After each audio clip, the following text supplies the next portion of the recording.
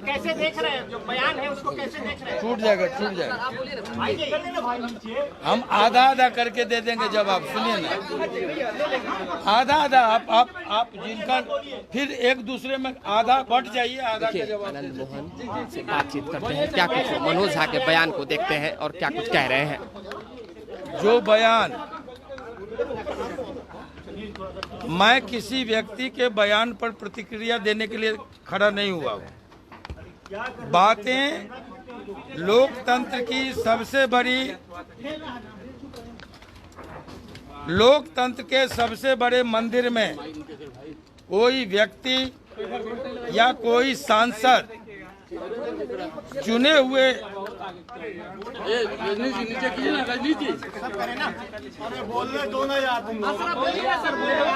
आप लोग शांत कहाँ हो रहे हैं? उसको शीशा तोड़ दीजिएगा, गड़ जाएगा। हटा लो, एक सेकंड, शीशा हटा दो। शीशा हटाइए तो गड़ जाएगा। लोग शीशा हटाइए, शीशा हटाइए।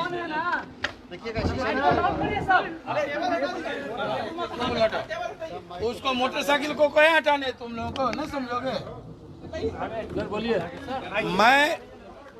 मैं किसी व्यक्ति विशेष के बयान का, आप लोग ने बोलने दीजिएगा, शांति नहीं हो रही।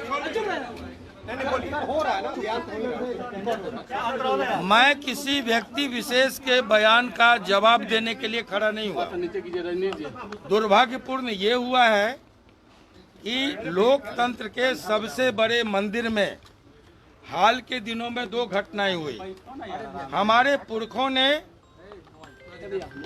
असीम कुर्बानियां देकर आजादी और लोकतंत्र की को बहाल किया। आज हमारा देश सबसे बड़ा लोकतंत्र है, गणराज्य है। एक धर्मनिरपेक्ष और समाजवादी गणराज्य में राष्ट्र के सबसे बड़े लोकतंत्र के मंदिर में अगर किसी धर्म विशेष पर टिप्पणी होती है या किसी जाति विशेष पर टिप्पणी की जाती है तो ये कार्रवाई, चाहे राज्यसभा हो या लोकसभा हो, उसकी कार्रवाई में दर्ज हो जाता है। और ये गालियां दी गई, मैं उस पर ऑब्जेक्शन, मेरी आपत्ति वहाँ है कि एक जाति विशेष को टारगेट करके संदर्भ से बाहर जा करके महिला बिल पर बहस चल रहा था, वो पेश किया गया था, उसको पास होना था, उसमें ठाकुर का कुआं लाया गया। ये एक बीमार मानसिकता का द्योतक है।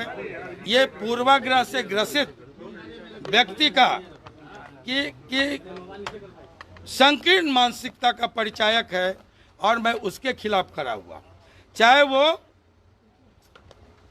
इस देश के मुसलमानों को, जिसकी शुरुआत होती है 1857, जिसके बलिदान का इतिहास है, 1857 के गदर का जो हमारा नायक था वो था बहादुर शाह जफर। हमारे जो क्रांतिकारी मित्र लोग मरे, पुरखे लोग मरे, जिसमें भगत सिंह थे, चंद्रशेखर आजाद थे, बिस्मिल थे, उसमें एक नौजवान और था, उसका नाम था अशफाक उल्लाह खान। अगर गांधी के नेतृत्व में इस देश में आज़ादी की लड़ाई हुई, 42 की या 47 की आज़ादी है, तो उसके पीछे भी सीमांत गांधी, अब्दुल गफ्फार खान, आपको अबुल कलाम आज़ाद, ऐसे दर्जनों लोगों की असीम कुर्बानियां हैं। सबको लेके ये मुल्क आज़ाद हुआ, यहाँ लोकतंत्र की बहाली हुई। आज़ादी और लोकतंत्र के लिए हमारे इन पुरखों ने कुर्बानियां दी। मुल्क की आज़ादी के बाद यहाँ के बॉर्डर की हिफाजत की बारी आई तो कैप्टन हमीद आगे आकर के पेटेंट टैंक को तोड़ने का काम किया। आज कोई सांसद निकले लोकतंत्र के सबसे बड़े मंदिर में अगर किसी धर्म विशेष को गाली दे, कोई सांसद निकले राज्यसभा के अंदर जाकर किसी जात विशेष को गाली दे, तो ये बर्दाश्त के काबिल नहीं है। लोकतंत्र के आप चौथे स्तंभ हैं, आप लोकतंत्र के पारुआ हैं।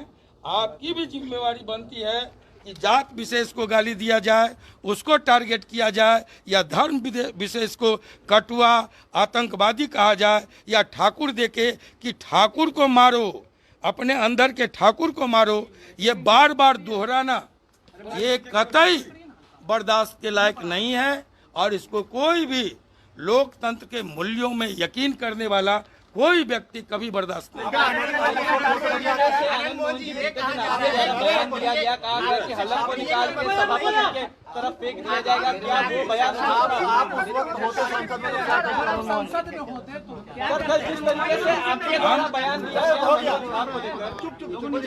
हम इसके प्रोटेस्ट में होते।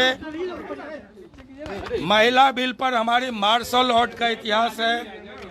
राजनारायण जी के बाद 36 वर्षों के बाद सदन में पहला मार्शल आर्ट, दूसरा मार्शल आर्ट राजनारायण जी जो समाजवादी लीडर थे, उनके बाद आनंद मोहन का मार्शल आर्ट हुआ था इसी महिला सदन के बिल के सवाल पर, महिला आरक्षण बिल के सवाल पर। तब मेरे हाथ कटे थे, तब मेरे सर में शीशे गथे थे। लोग महिला बिल के सवाल पर भाषण देते हैं, आनंद मोहन का लहू बहा है। लोग भाषण देते हैं पक्ष और विपक्ष में। लवली आनंद की गिरफ्तारी हुई है आधी आबादी को आधा हक के सवाल पर। हम पहले कह चुके हैं हम क्या करते। हम फिर से एक बार मार्शल आर्ट होता, फिर से हम इसका प्रोटेस्ट करते, हर कीमत पर इसको रोकते। आपने जीप खींचने की बात कही थी, लेकिन आपने जीप खींचने की बात कही, अभी यहाँ कुछ नहीं बोल रहे आप सुन लिए ना, रिपीट कीजिए। क्या अड़िग है अपनी बातों पे? हाँ, बिल्कुल अड़िग है। जो हम बोल गए उसको रिपीट कीजिए। लेकिन राष्ट्रीय जनता दल उसी वीडियो को पोस्ट करके कहती है कि शानदार भाषण है मनोज झा का संसद में। मुबारक हो। देखिए, आपने फिटकिरी का नाम सुना है? पहले लोग दाढ़ी बनाते थे तो फिटकिरी का इस्तेमाल करते थे। आप सेब के बाद करते थे ना। आप उस फिटकिरी का एक काम है, एक बड़ा काम है। एक तो ये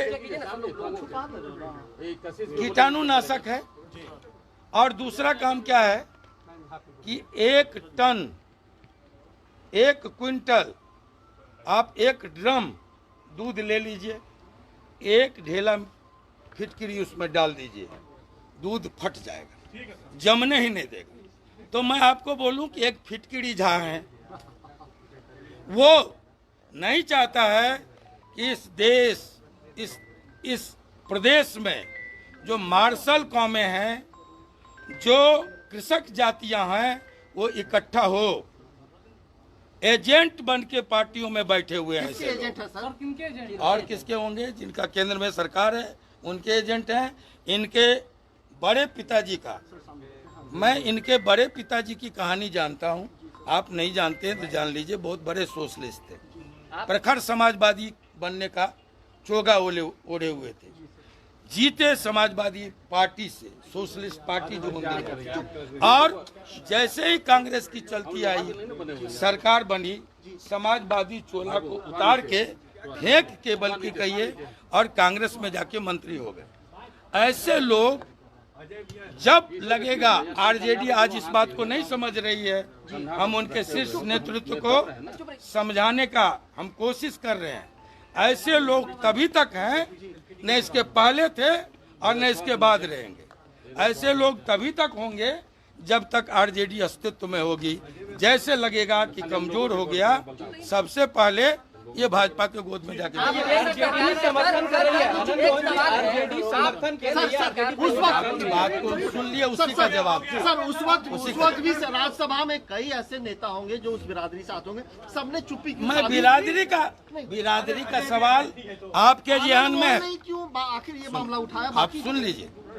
बिरादरी की लड़ाई नहीं है ये। एक कम्युनिटी विशेष को एक व्यक्ति ने जो गाली दी है, उसके खिलाफ संघर्ष है, उसके खिलाफ आवाज है।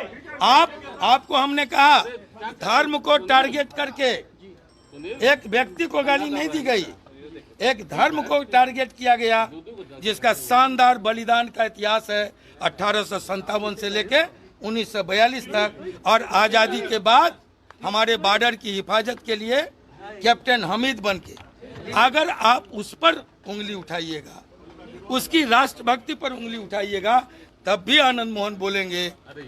जब आपके सवाल पर कोसी के इलाके में आपकी इज्जत, अस्मत, आबरू, खेत, खलिहान का सवाल आया, तब भी आनंद मोहन बोला था। तो हम अपने सवाल पर क्यों नहीं खड़े हों? हमारे अंदर भी एक जमीर है। दिल्ली में आपकी मुलाकात राजनाथ सिंह से हुई है।